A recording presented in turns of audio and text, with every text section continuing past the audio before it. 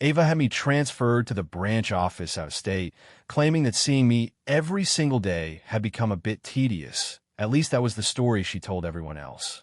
Every ounce of disappointment I had been bottling up finally reached its breaking point. In that moment, the thought struck me that it was finally time to just let go and cut myself some slack. I accepted the reassignment without a single word of protest and quietly moved on. Once I had settled in a life on my own, Ava began making the trip to see me relentlessly, claiming she finally understood what it meant to truly miss someone. The second I stepped through the office doors that morning, colleagues were lining up to offer their congratulations. When I reached my desk, my mentor, Paul, who served as the design director, clapped me on the shoulder and gave me an approving nod. "James, you're going to be running your own show now. Good luck. I know you have what it takes," Paul said. I was completely stunned and asked him what he was talking about. Paul looked at me with total confusion and asked if I had missed the announcement in the company group chat that went out first thing this morning. "That went out this morning?" I asked while tapping my phone screen to life, zooming in on the attached memo and reading every single word until I felt like I was rooted to the floor. Paul asked if I was really just finding out about the transfer now. He seemed shocked that Ava hadn't discussed something this big with me beforehand. Paul's voice eventually snapped me out of my trance, forcing me to offer a weak, awkward smile. I lied and told him she had mentioned it briefly, but that I had been too busy to really pay it much attention at the time. I was instinctively covering for Ava, trying to salvage whatever was left of my bruised ego. The truth was that I was just as in the dark as everyone else, though I did know she had originally tapped another senior designer for the move. I couldn't wrap my head around why she had suddenly swapped him for me. I was a senior designer at the corporate headquarters, and I was also Ava's boyfriend. Without so much as a conversation, she had unilaterally issued the order to ship me off to the Providence branch to serve as their design director. It was technically a promotion and a great career move in the long term. However, the way she handled it was a total breach of protocol, and both as an employee and as her partner, I felt I deserved an explanation. I spent the entire day trying to reach her, but my calls went straight to voicemail every time. Her assistant gave me the same polite runaround, explaining that Ms. Ava was on a business trip with a confidential itinerary. She apologized, claiming she was just following orders and would let Ava know I was looking for her as soon as they spoke. The whole script sounded exactly like the corporate brush-off she used for vendors she didn't want to deal with. It finally clicked that Ava was intentionally dodging me. She knew perfectly well that as soon as that memo hit the group chat, I would be knocking on her door for answers. Maybe she hadn't figured out what to say to me, or perhaps she just couldn't be bothered with the confrontation and decided to disappear instead. I drove home in a fog after work, only to have a close friend call and tell me he had spotted Ava and new private lounge his cousin had just opened. I begged him to check with his cousin and find out exactly which room she was in. I hung up and immediately caught a cab to the lounge, receiving a text with the room name while I was en route. When I reached the door, I took a steadying breath, gripped the handle, and turned it slowly. I had only cracked the door an inch when the voices from inside reached my ears with perfect clarity. "You actually shipped James off to the Providence office?" asked Patricia, Ava's lifelong friend and a minor stakeholder in the firm. Ava gave a non-committal hum. Patricia continued, pointing out that they had grown up together and asking if Ava could really handle being in a long-distance relationship all of a sudden. Ava was silent for a moment before she calmly replied that having me around every single day had just become a bit annoying. My grip on the door handle tightened until my knuckles turned white. Patricia then asked what would happen if I refused the move or came looking for a fight. The branch is short-staffed, and he isn't the type of guy to ignore the company's needs. So even if he can't get a hold of me, he will show up for work on Monday like a good soldier, Ava said with total confidence. I let out a bitter laugh, unsure if I should be flattered that she knew my sense of duty so intimately. The previous manager in Providence had been headhunted by a rival firm, leaving a massive disaster that needed immediate intervention. Despite not hearing from Ava for days, I'd already made up my mind to head down there on Monday. She was right about one thing. My professional pride wouldn't let me ignore a department in crisis, and that office couldn't afford to wait any longer. I had told myself that if she remained unreachable, I would just hold down the fort until a permanent replacement was found and then transfer back home. Any other designer would have jumped at the chance for such a promotion, but I had only stayed because I wanted to be near her.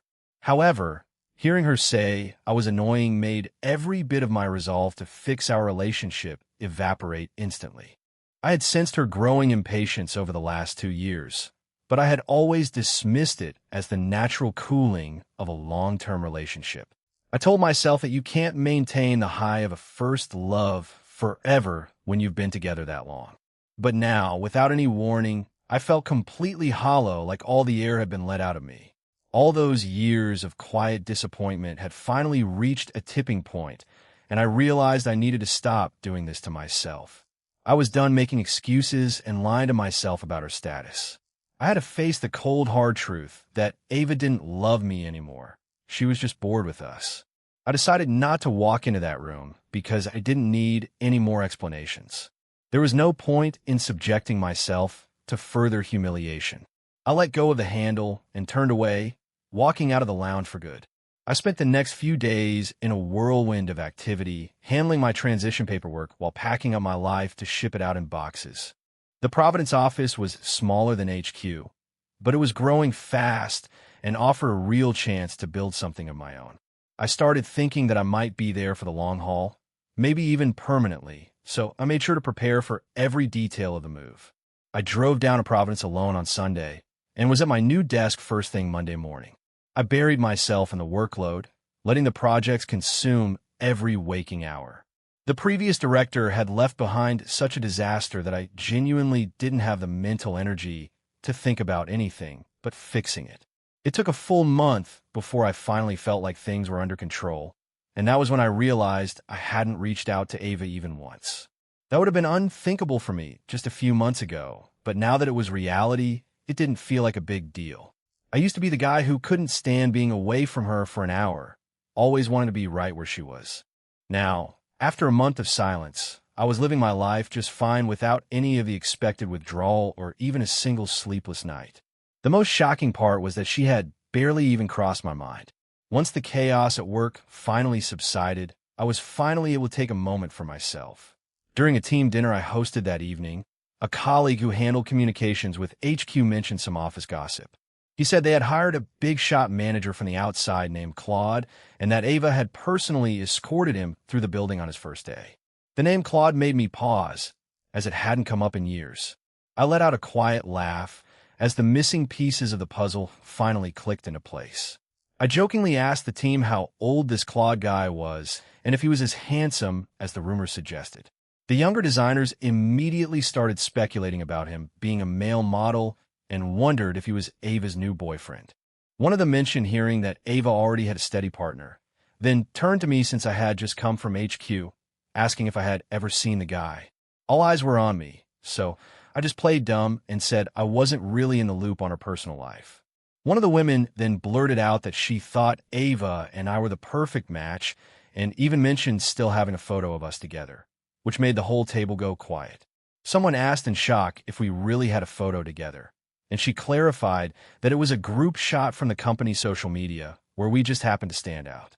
She pulled out her phone, claiming she saved it because we looked like such a power couple, and the whole group crowded around to see the screen. They started pointing out how Ava was leaning into me in the shot, talking about how they used to ship us as a couple. One look at the photo took me back 3 years to a product launched shortly after I started at the firm. Back then, I had been the one insisting we keep our relationship a secret. I didn't want to be the subject of office gossip, especially with her being the CEO, so I wanted to keep things professional. Ava hated the arrangement, complaining that we couldn't even grab lunch together without it feeling like some illicit affair. During the media photo op at the launch, the design team was lined up when Ava joined us at the end of the row. Instead of taking her rightful place in the center, she purposefully slid in right next to me. Paul tried to usher her to the middle, but she refused, telling everyone that I was the real hero of the project. She leaned into me while insisting that I was the one who belonged in the spotlight.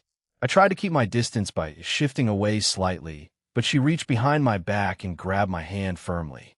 I went stiff and looked at her, but she just kept her perfect corporate smile fixed on the cameras as if nothing was happening. Nobody had any idea that while the bulbs were flashing, the untouchable CEO was secretly holding my hand. That was the moment captured in the photo that ended up on the company Facebook page. Looking back, I can't deny that her love for me felt real in those days. Time has a way of eroding even the strongest feelings until there's nothing left but habit. I've noticed Ava has been posting on social media constantly lately, showing off her rock climbing trips and nights out at high-end clubs. She seems perfectly happy without me, and Claude is visible in every single one of those pictures. She used to be so private, but seeing her post so much made me wonder if Claude was the reason she suddenly felt like sharing her life. To be honest, though, I didn't really care anymore. My mind was completely occupied with a new product line, so I just gave her photos a quick glance before swiping away. I was staying late one night to polish some design drafts when my phone started buzzing. I was startled to see Ava's name on the screen. It had been over a month since I'd heard a single word from her. When I picked up, her voice was just as cold and familiar as ever, followed by a light chuckle as she asked if I was still mad at her. I stood looking out over the city lights from my office window, feeling surprisingly level-headed as I asked her for a real explanation regarding the transfer. She claimed she just wanted to give me a better career path and knew I would have refused if she had asked. I pointed out that she just decided to take control of my life for me. I told her that her actions were a total violation of company policy and that she was only taking advantage of my professionalism and loyalty. She apologized, but doubled down on the idea that it was for my own benefit, saying she had noticed my talent and felt I was ready to lead. She argued that after 3 years at headquarters, I needed a bigger platform to truly shine. She described the Providence office as a springboard she had carefully chosen to help me reach the executive level. Her excuses were as polished as always, and I might have actually fallen for it if I hadn't heard her call me annoying with my own ears. Without that memory, I probably would have been touched by her generosity and started feeling like the one being difficult. I cut through the nonsense and asked if she sent me away because Claude was back. She tried to act confused, but before she could finish her sentence, I heard a man's voice in the background asking her for a ride. Even after all this time, I recognized Claude's voice instantly. I asked if they were heading out to dinner, but I didn't give her a chance to answer before I just hung up the phone. After a moment of thought, I pulled up my message and sent her a text saying we were done. By the time I got home and finished showering, my phone was filled with dozens of missed calls from her. I was staring at the notifications when the phone started ringing yet again. She demanded to know what I meant, so I told her as clearly as possible that it was over. She apologized again for the lack of communication, but insisted the promotion was a great opportunity, even telling me to check with my father and brother if I didn't believe her. I laughed and asked if this was for my sake or hers. When she asked why I would say that, I told her I had been standing outside her lounge door and heard her tell Patricia that having me around was just annoying. She tried to blame the alcohol, saying she was just talking nonsense, but I cut her off and told her that people usually mean what they say when they're drunk. She kept trying to protest, but I wasn't having any of it. I told her it wasn't just about that one comment, and that I had felt her pulling away for the last 2 years. I told her to just admit that she was bored and didn't want me around anymore. I pointed out that since I was finally gone, she should be feeling relieved. After a long silence, she told me she didn't accept the breakup and claimed I was just being impulsive. She said she'd give me some space and call me in a few days, but it didn't really matter what she agreed to because I didn't need her permission to end things. For the next week, Ava's Facebook feed was nothing but photos of her out drinking, so I just blocked her to keep my head clear. Work was becoming insane with a new product launch and 3 new hires. Since only 2 of my senior designers had management experience, I paired each of them with one of the new kids. I had to manage the 3rd hire myself for the time being. We were still desperately short-handed, especially when it came to seasoned designers who could handle the pressure. Luckily, the new girl on my team, Emma, was sharp and diligent, though her constant eagerness to please was a bit much for me to handle. Ever since she started calling me her mentor, she'd bring me a craft coffee from the shop downstairs every morning.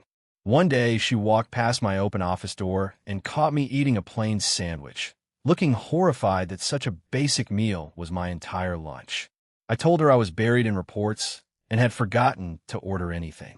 Since this branch didn't have a cafeteria like the main office, it was easy to get sucked into work and forget to eat until I was absolutely famished.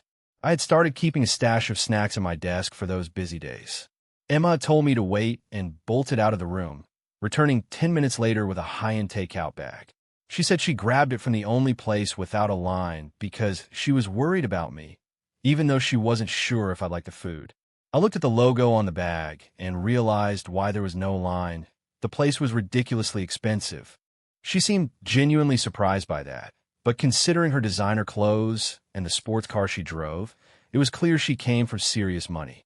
Emma made ordering my lunch her personal mission after that. Every time I tried to Venmo her for the food, she refused, telling me that even though I had money, I shouldn't waste it because my parents had worked hard for what we had. She laughed and said that her father always taught her to show immense respect to her mentors. She insisted that buying me lunch was the least she could do and even joked that her dad thought she was being too cheap and wanted to buy me a real gift. I jokingly told her I'd fire her as my apprentice if she actually did that, which made her pout. From then on, she refused to leave the office at the end of the day until I was ready to go. I told her she didn't need to stay just because I was working late, but she insisted she wanted to learn as much as possible. She was determined to pass her probation, especially since she heard only 2 of the new hires would be staying on permanently. I eventually learned that her family owned a massive supermarket empire and several other businesses. It turned out those fancy lunches were coming straight from her family's restaurants. I didn't want to be in her debt, so I started making a point of taking her out to dinner whenever we worked late. My car was in the shop one day, so Emma dropped me off at my apartment after dinner. I was just about to swipe my key card when a shadow jumped out at me from the side of the building. I nearly jumped out of my skin and almost screamed. Ava stepped into the light, causing my heart to race even faster as I asked her what she was doing there and how she even got my address. I was still gasping for air from the fright.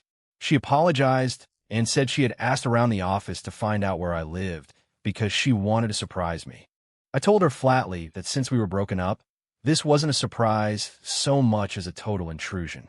She stepped in my space and hugged me tightly, her familiar scent filling my senses as she sniffled and asked who had just dropped me off. I told her it was just a new colleague from work giving me a lift. I pushed her back gently, and she questioned why a director was being driven home by a new hire. I told her we were just short-staffed, so she offered to send some senior people down from the main office to assist. I told her not to be ridiculous because I knew the main office was struggling for designers too. After a long silence, she told me that holding me still felt the same and that being in my arms was the only thing that made her feel safe. She said the house felt cold without me and that she had been posting those miserable photos on Facebook just to get my attention. She even mentioned landing in a hospital from drinking, complaining that I didn't seem to care at all about her downward spiral. She begged me to stop the fighting and admitted she was wrong because she didn't want the breakup to be permanent. I had never seen her this vulnerable or heard her plea for forgiveness, as she had always been the most confident person in the room. I looked her in the eyes and told her that I knew she had wanted to leave me for a long time and that her love had faded. She panicked immediately, insisting it was just a misunderstanding and that she had been confused. Her voice trailed off as she admitted she thought she was bored because we had been together since we were toddlers. We were neighbors who practically learned to crawl on the same playmat. We had gone through every stage of school together, all the way through grad school. In all those years, there was never a time when we weren't a part of each other's daily lives. I realized just how much our lives were woven together, which naturally leads to friction eventually. I finally understood that her version of being tired was just the reality of long-term intimacy losing its spark. You can't force someone to stay in love, and I told her that our separation was just something she needed to get used to. I explained that she was only struggling because our lives had been joined for so long. She insisted she knew her own heart, but I told her to let it go and stop coming around. I opened the door to my building and stepped inside, closing it firmly behind me. I could hear her calling out that she missed me as I walked away without looking back. Suddenly, Ava seemed to have all the time in the world, driving down to Providence constantly under the guise of corporate inspections. Every visit meant a series of long meetings where she'd grill the department heads. One afternoon, she waited until everyone else had left the room before calling my name. She asked if I could get her a coffee, looking absolutely exhausted as she rubbed her forehead. I agreed and went to the break room, but when I returned, I stopped in the doorway. She had fallen fast asleep in her chair, so I tried to set the coffee down quietly and slip out of the room. Just as I reached the door, I heard her whisper a thank you. I asked her if she was getting any sleep at all, and she smiled, asking if I was worried about her. She admitted she had pulled an all-nighter for a project in Dubai before driving 2 hours to make it to our meeting. I told her she didn't need to micromanage the branch when there was already a manager in place for these minor meetings. She looked at me and said that the only reason she made the trip was so she could see me. I was speechless for a second before suggesting she go to her hotel to get some real rest. She refused, saying she had to drive back to Boston to catch a 9 o'clock flight for a 10-day trip to the Middle East. She claimed that the brief moment with me would be enough to sustain her through the long trip. I just sighed, wondering why she was putting herself through this, and she headed out for her flight. The moment she landed back in Boston, she drove straight to Providence instead of going home. She showed up at the office right at lunchtime while Emma and I were laughing over a meal on the terrace. Emma jumped up and greeted her, then quickly excused herself to give us some space. She was in such a hurry to leave that she actually forgot her half-finished lunch on the table. Ava sat across from me in silence until I finally asked if she had eaten anything yet. Despite our history, she was still the CEO, and I wanted to keep things professional and polite. She just stared at our matching lunch containers and the identical meals inside, her face unreadable. After a long pause, she asked in a flat voice if we had ordered our food together. I explained that Emma had started ordering for me because she didn't like seeing me skip meals, and the food from her family's restaurant was actually quite good. I told her that Emma refused to let me pay, so I occasionally took her out for snacks after work to even the score. Ava's tone sharpened as she questioned why I was taking the new girl out to eat. I argued that it was just a normal social exchange, but she insisted that we were just finding excuses to spend more time together. I told her she was being paranoid and that Emma was just a young apprentice who was like a kid to me. Ava gritted her teeth and told me that she knew exactly how women looked at men they liked, regardless of their job titles. I told her to drop the subject, so she changed gears and pushed a gift bag toward me. Inside was an antique gemstone watch that she claimed was a priceless heirloom from a lost kingdom. I stood up and told her that we weren't together anymore and that I couldn't possibly accept something that expensive. I ignored her crushed expression and simply cleared the table before walking away. The following morning, a company-wide memo announced that the Providence branch would be getting its own cafeteria as a reward for our hard work. It was supposed to offer a wide range of affordable meals, much cheaper than anything else in the area. The office was buzzing with the news all morning, with everyone praising Ava for her generosity and insight.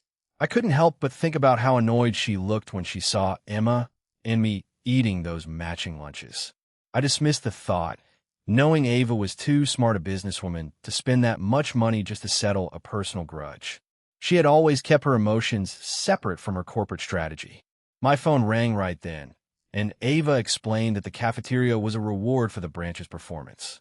Then she added with a smug tone that this would effectively end Emma's lunch delivery service and my need to take her out to dinner, calling it a win-win for everyone. She sounded so pleased with herself that I realized I had never seen this petty, childish side of her before. Saturday morning, I was trying to sleep in when her call woke me up again. She asked if I was staying home today, and when I groggily confirmed it, she just said never mind and hung up. I couldn't get back to sleep after that, so I decided to head to the store and cook myself a real meal. I had a full spread of food ready when my friend called, playing some guessing game about his location. I asked where he was, and he just told me to open my front door. I went to the door in total confusion and was immediately blinded by a massive bouquet of sunflowers. My friend poked his head out from behind the flowers and shouted surprise, making me yell in shock at his sudden appearance. He waved a birthday cake in my face and cheered, which was when I finally realized what day it was. I pulled him inside, and told him he was just in time for the lunch I had just finished cooking. He was shocked that I knew how to cook, having always assumed I was a pampered rich kid. I told him I'd picked up a few skills and invited him to dig in, and we were halfway through the meal when my parents called me on FaceTime. They told me they waited a call because they figured I'd be sleeping in on my birthday weekend. My whole family took turns on the screen, wishing me well, and my parents sent over a very generous cash gift, as they always did. My brother went over the top and told me he bought me a condo near my new office, joking that he was jealous of his own generosity. He asked me to come visit him soon to make up for it, and I agreed, realizing I finally had the chance to actually explore the city I now lived in. We spent the day hitting all the local landmarks and having a blast. I only realized something was wrong when I reached into my pocket to take a photo and found nothing there. My phone was completely gone. I knew I had it when we arrived because I had checked the time, so it wasn't back in the car. My friend told me it was either dropped or stolen, but either way, I should probably count it as a total loss. I just accepted the bad luck and suggested we head to a store later that evening to get a replacement. We kept sightseeing until dinner time when my friend got an urgent call about a family emergency and had to leave immediately. I dropped him off and went straight to the Apple store to get a new phone. It was already late by the time I walked out, so I figured I'd wait until morning to get a new SIM card. On my drive back, the sky opened up and it started pouring. My apartment complex doesn't have reserved parking, so I had to circle the block for ages before I found a spot. I grabbed my umbrella and ran for the entrance, only to find Ava leaning against my door, drenched from head to toe. She tried to rush over and hug me as soon as she saw me, but stopped herself when she realized how wet her clothes were. She asked where I had been and complained that she had been calling me for hours without any luck. She said she was about to call the police because she was so worried, especially since I told her I'd be home. I decided the state she was in and opened the door, telling her to go get in the shower before she caught a cold. I handed her some of my old sweats to wear while I sat on the couch, trying to set up my new phone. After a few minutes, she emerged from the bathroom, swimming in my oversized clothes. She looked almost cute and a little ridiculous in the baggy gear. She sat down next to me, towel drying her hair. She immediately started grilling me about why my phone had been turned off all day. I showed her the new phone and explained that I'd lost the old one while I was out. She let out a massive sigh of relief and begged me to never let her lose contact with me like that again. She said she was terrified that something horrible had happened to me, but I just gave her a cold smile and asked if she finally understood what it felt like to worry. She looked at me, confused, and asked what I meant by that. I reminded her of the week she sent out my transfer notice and then spent 5 days ignoring my calls and texts. I told her how desperate and abandoned I felt while she was intentionally dodging me. She froze in place, the shock clear on her face as the weight of my words finally sank in. She looked away, unable to meet my gaze, before eventually whispering a promise that she would never do anything like that to me again. Her voice cracked as she promised to always answer my calls, but I simply reminded her that she hadn't called me first in years. I told her she didn't owe me any promises because we weren't even together anymore. She looked down and told me she had waited 5 hours in the rain just to surprise me for my birthday. I cited her attempt to play the victim and asked why she didn't just wait in her car like a normal person. She claimed she was too afraid of missing me to wait in the car, so she just stood there until someone let her into the building. She lamented that the flowers were ruined and the cake was soaked, but she was glad the actual gift was still safe. She pulled out a set of keys and told me she'd bought me a place in Haven Grove because she didn't like the security in my current apartment. She told me to get my paperwork ready so we could finalize the title transfer next week. I laughed at the coincidence, but told her I didn't need the keys because my brother had already bought me a unit in that exact same complex. She looked devastated at being beaten to the punch. Since the storm wasn't letting up, she ended up staying the night. I let her have the bed and crashed on the sofa, waking up the next morning to the smell of breakfast. She was already in the kitchen, telling me to go get ready while she finished up the food. I had never seen her cook before, but the breakfast she made was surprisingly delicious. I ended up polishing off a huge bowl of noodles while she watched me with a proud smile, offering to cook for me more often. She was finishing the dishes when her phone rang, and I heard her tell Claude that she had stayed in Providence overnight. She asked him to handle an appointment for her, promising to make it up to the client once she returned to Boston. She told Claude her voice was just raspy from a cold she caught in the rain. Once she hung up, I told her the weather had cleared and she should probably head out, which made her ask if I was trying to kick her out. I told her I just didn't want Claude getting the wrong idea, which made her stop at her tracks. She asked if I seriously thought something was going on between them.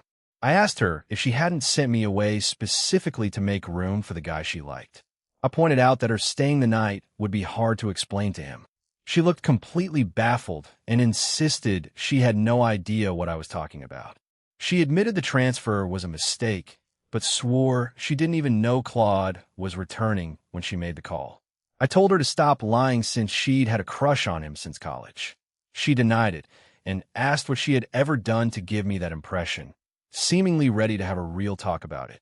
I realized she had never actually said the words, but as her boyfriend at the time, I figured she would never admit to being unfaithful. Even without her saying it, her behavior back then hadn't exactly been subtle. I reminded her of the time I saw her waiting in a long line for those famous pastries at school. I had been so excited thinking they were for me, but I never got them. Instead, I saw a post on Claude's Facebook where he thanked a secret admirer for waiting in line to bring him those exact cookies. I quoted his post about being spoiled by a girl who waited 2 hours for a limited edition snack. Everyone knew those pastries were legendary and required a massive commitment just to get a box. I mentioned how much time they spent together on the student council and how she had lied to my face when I asked her about the cookies. She sat there frowning for a moment until she finally claimed to remember what happened. She explained that she had lost a badminton bet to Patricia, who made her wait in the pastry line as a forfeit. It was Patricia who actually liked Claude and gave him a gift. I asked her why she didn't just tell me the truth at the time. She laughed awkwardly and admitted she was just too proud to tell her boyfriend she had lost a game. She swore it was the only time she ever lost to Patricia and that her ego just wouldn't let her confess. I was stunned to realize our whole relationship was strained because of her petty pride. I asked how I never knew Patricia had a thing for Claude, especially since we had all been a tight-knit group since we were kids. Ava scoffed and called Patricia a total doormat for the guy. She revealed that Patricia had even bought him a luxury watch when she first started chasing him, only for Claude to take the gift and tell her he was too busy with school for a girlfriend. Claude told Patricia he didn't want to be the center of office gossip, so she kept her pursuit a total secret. She spent months showering him with gifts that he happily accepted, all while refusing to ever actually take her out on a date. Patricia thought she'd have a chance after graduation, but he moved overseas before she could make a move. Ava even found out that Patricia had been wired him money the whole time he was abroad, calling her the ultimate sucker. Ava looked disgusted as she finished the story. I thought back on everything and realized that while Patricia was chasing Claude, he had actually been interested in Ava the whole time. Ava was shocked and shouted that it was impossible. I reminded her that my suspicions weren't just based on the cookies, but also the fact that they had both shared the same specific phone wallpaper for months. She reminded me that the anime wallpaper was just a dumb prank Patricia pulled on their whole dorm. She was too lazy to change it back until I mentioned it, and then she swapped it immediately. I suggested that Claude might have orchestrated the whole thing. I told her that he probably changed his wallpaper to match hers, and then made sure I saw it, just to create friction between us. Ava looked completely floored by the suggestion. I brought up the Facebook post about the cookies again, reminding her that it vanished as soon as I tried to show her. I asked her if she really missed it or if she was just playing dumb while he manipulated the situation. She swore she never saw the post. I realized that since she wasn't active on Facebook, Claude must have used privacy settings to make sure only I saw the post. Ava began to see the logic in it and wondered if Patricia was also the one who got Claude his current job. She swore that Patricia was the one who pushed for his hire. Since Patricia was a shareholder and a lifelong friend, Ava felt she couldn't say no when she asked for a favor for Claude. Ava's eyes went wide as she realized that every group hang lately was set up by Patricia just so Claude could be there. She recalled how he was always trying to corner her for conversation and how uncomfortable his intense staring made her feel.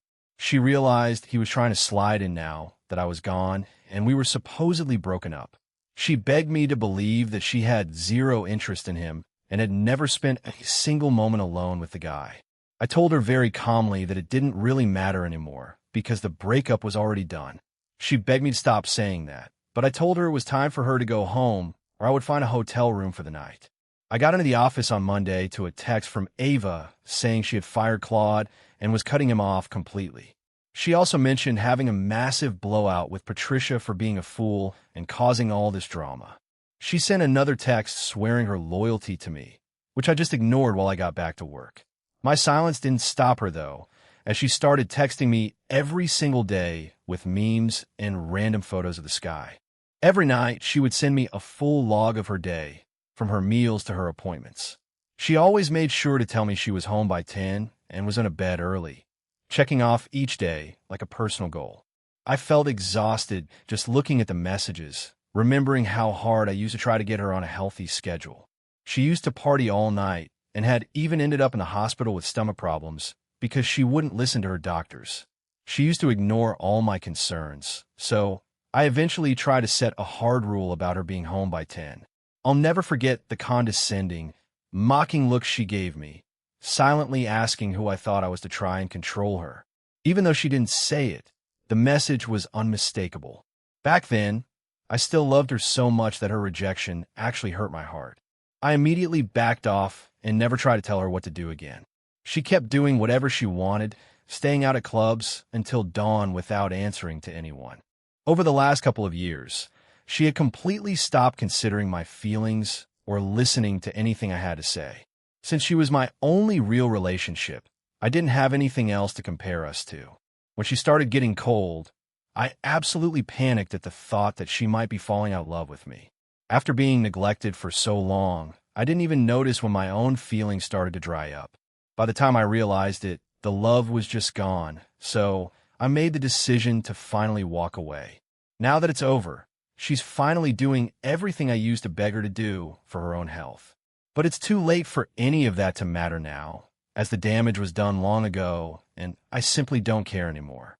I stayed late on Friday to finish on my projects so I could head back to Boston for a visit with my parents. I was finally ready to go at 9, and as I was heading out, Emma stood up and asked if we could walk to our cars together. I was feeling a little lightheaded from the long work week, and as I was heading down the outdoor stairs, I slipped on some trash. Emma was quick enough to grab my arm before I went tumbling down the concrete steps. I ended up wrenching my ankle pretty badly, and the pain was absolutely blinding. Emma drove me straight to the ER, where the doctor told me it was a hairline fracture and that I'd need a cast. My trip home was officially canceled, but I lied to my parents about having to work so they wouldn't worry about the injury. Getting around on crutches with a heavy cast was a total nightmare. Emma wouldn't take no for an answer when it came to helping me, so I eventually let her bring me meals. The only problem was that she'd find every excuse to linger in my apartment for hours after dropping off the food. Sunday afternoon, she insisted on mopping my living room floor, claiming the Roomba wasn't doing a good enough job. She spent 30 minutes obsessively cleaning the same small patch of hardwood just to stay longer. After I practically pushed her out the door, she kept looking back at me, so I finally had to tell her that I wasn't looking for a relationship. I reminded her that I was fresh out of a breakup and also quite a bit older than her. It was painfully obvious that she was crushing on me, so I told her not to waste her time. After a long pause, she asked if my ex was the CEO, Ava. I asked how she knew, and she said it was obvious because no CEO visits a tiny branch that often. She told me that everyone in the office could see the way Ava looked at me whenever she was in the building.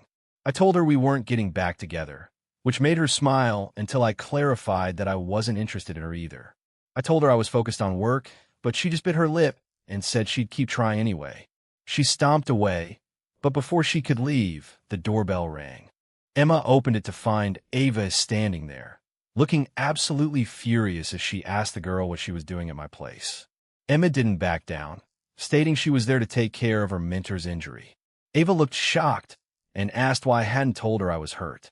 Ava marched past her and rushed to my side, panicking about the cast and asking a million questions about the doctor's orders. I just looked at Emma and told her it was probably time for her to go. Emma reluctantly left, but made sure to shout that she'd be back with dinner later. Once the door clicked shut, Ava knelt down next to me and just stared at my cast for a long time in silence. She finally looked up with tears in her eyes, telling me how much it hurt that I didn't reach out to her. She said I used to call her for everything, but now I was treating her like she didn't even exist.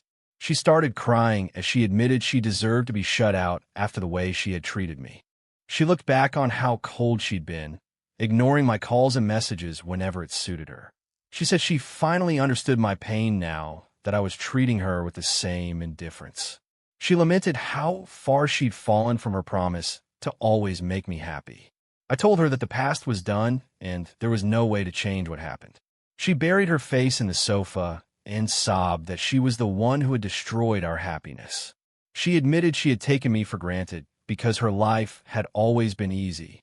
She confessed that she mistook the comfort of our relationship for boredom and thought she needed freedom from me.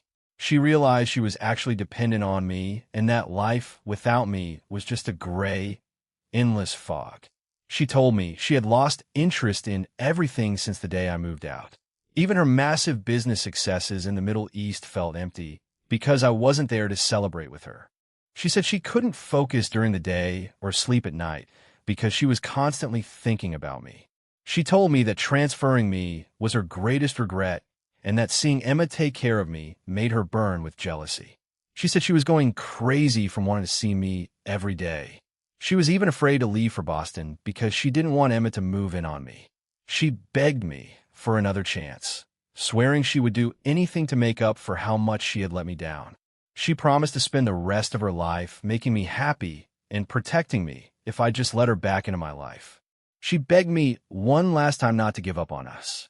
Ava looked up with a desperate plea for us to get back together so she could stop hurting. I just told her that love isn't something you can just force back into existence with sheer willpower. I explained that if I still loved her, I never would have left, regardless of what she did. I told her flatly that I just didn't love her anymore and that the spark we once had was completely dead. I told her I didn't worry about her or think about her anymore, and that she was now just like any other acquaintance to me. I made it clear that I couldn't be in a relationship with someone I didn't love, even if she wanted to be my friend. She started crying again, saying my words were tearing her apart. She seemed genuinely shocked to hear me admit that my love for her had finally died. She admitted she had been arrogant and used my love as a weapon, never thinking I'd actually leave. She called this her karma and begged me not to move on to anyone else, swearing she'd do whatever it took to win me back. I just gave her a tired smile and said I didn't think I had it in me to love anyone right now, so I was just going to focus on my career. She seemed relieved by that, thinking she still had a window of opportunity to fix things. I resigned a year later, and when Ava asked why, I reminded her that she had called this job a springboard. I told her I was finally using that springboard to leap into my own independent studio, which had always been my goal. I told her I couldn't stay under her thumb forever and that I wanted my own business. I mentioned that my family was backing me and my brother had already provided the funding. She said she supported me, but was just hurt that I hadn't shared my plans with her earlier. I told her there was no reason to discuss my life with her, and she just took the rejection in stride. She offered to contribute to my startup fund, but I refused her money just as coldly as I had everything else. She asked if Emma was leaving to work for me, since she had resigned at the same time. I told her no, even though Emma had begged to come along. I explained that Emma was just working to chase a dream before she had to go back and run her family's massive empire. Ava looked relieved that Emma wasn't going to be by my side every day in the new studio. On opening day, the studio was filled with flowers, including 2 very expensive arrangements of sunflowers and daisies. My assistant asked if I wanted to put them in a special place, but I just told her to line them up with all the other gifts. I spent the afternoon greeting friends and potential clients who had come by to show their support. As the sun streamed into my new office, for the first time in years, I felt a genuine sense of peace and warmth.